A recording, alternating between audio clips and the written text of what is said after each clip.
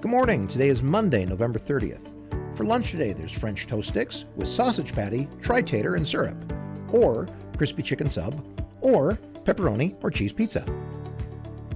Because this is the last day in November, we're almost done with our No Shave November food drive.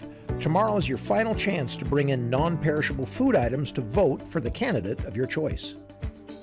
We'll give you updated pictures tomorrow of all of our contestants, and you can choose who is the winner of No Shave November. And with a new week come new recess rotations. Take a minute to see where you'll be. And today we're wishing a happy birthday to Xavier Alanis in the 7th grade and Ryan Williams in the 7th grade. Have a great day.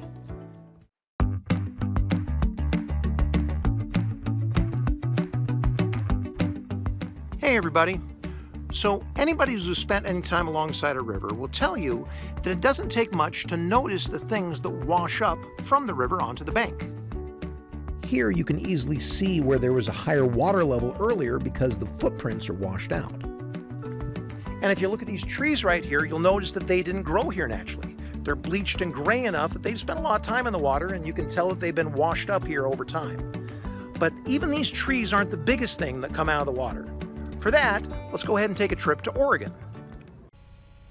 It had to be said, the Oregon State Highway Division not only had a whale of a problem on its hands, it had a stinking whale of a problem. What to do with one 45-foot, 8-ton whale dead on arrival on the beach near Florence. It had been so long since a whale had washed up in Lane County, nobody could remember how to get rid of one. In selecting its battle plan, the Highway Division decided the carcass couldn't be buried because it might soon be uncovered. It couldn't be cut up and then buried because nobody wanted to cut it up, and it couldn't be burned. So dynamite it was, some 20 cases or a half-ton of it. The hope was that the long-dead Pacific gray whale would be almost disintegrated by the blast, and that any small pieces still around after the explosion would be taken care of by seagulls and other scavengers. Indeed, the seagulls had been standing nearby all day. As everything was being made ready, we asked George Thornton, the highway engineer in charge of the project, for his final observation. Well, I'm confident that it'll work. The only thing is we're not sure just exactly how much explosives it'll take to disintegrate this thing so the scavengers, seagulls, and crabs and whatnot can clean it up. Is there any chance it might be more than a one-day job? If there's any large chunks left, and we may have to do some other cleanup, possibly set another charge. The dynamite was buried primarily on the leeward side of the big mammal, so as most of the remains would be blown toward the sea. About 75 bystanders, most of them residents who had first found the whale to be an object of curiosity before they tired of its smell, were moved back a quarter of a mile away.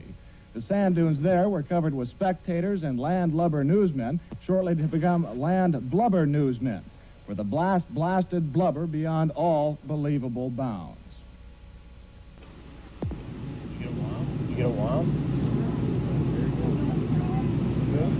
That was good.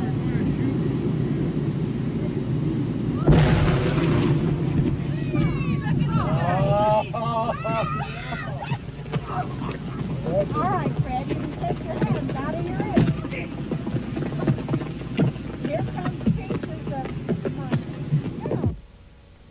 Our cameras stopped rolling immediately after the blast. The humor of the entire situation suddenly gave way to a run for survival as huge chunks of whale blubber fell everywhere. Pieces of meat passed high over our heads while others were falling at our feet.